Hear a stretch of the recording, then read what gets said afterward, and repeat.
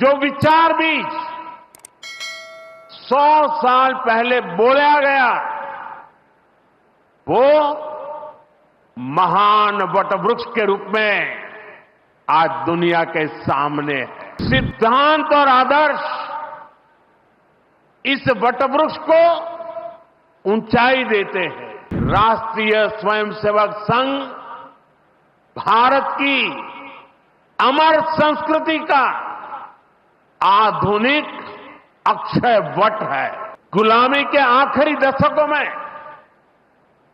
Doctor साहब और गुरुजी जैसे महान व्यक्तित्वों ने इसे नई ऊर्जा देने का काम किया।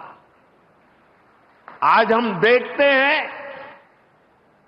राष्ट्रीय चेतना के संरक्षण और संवर्धन के लिए जो विचार बीज 100 साल पहले बोला गया वो महान वटवृक्ष के रूप में आज दुनिया के सामने है। सिद्धांत और आदर्श इस वटवृक्ष को ऊंचाई देते हैं। लाखों करोड़ों स्वयंसेवक इसकी टहनी,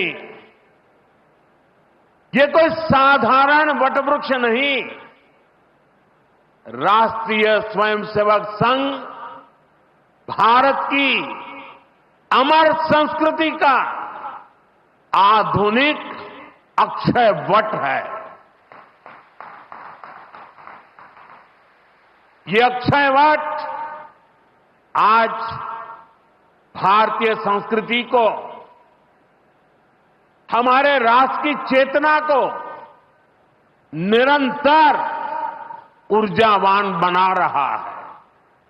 साथियों, आज जब हम माधव नेत्रालय के नए परिसर का काम शुरू कर रहे हैं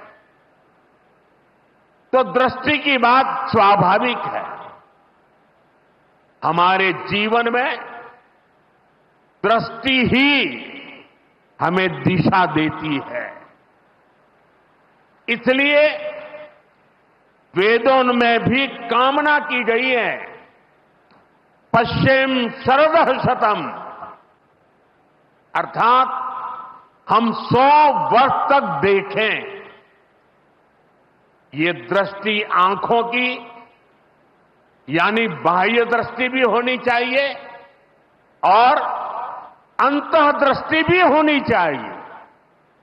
जब अंतः दृष्टि की बात करते हैं तो विदर्भ के महान संत श्री गुलाबराव महाराज जी का स्मरण भी होना स्वाभाविक है। उन्हें प्रज्ञाचक्षु कहा जाता था। बहुत कम आयु में ही उनको आंखों से दिखाई देना बंद हो गया, लेकिन फिर भी उन्होंने अनेकों पुस्तकें लिखी थी। और अब कोई भी पूछ सकता है कि जब आंखों से दिखाई नहीं देता है तो उसके बावजूद भी कोई इतने ग्रंथ कैसे लिख सकता था? इसका उत्तर यह है कि उनके पास भले ही नेत्र नहीं थे, लेकिन दृष्टि थी।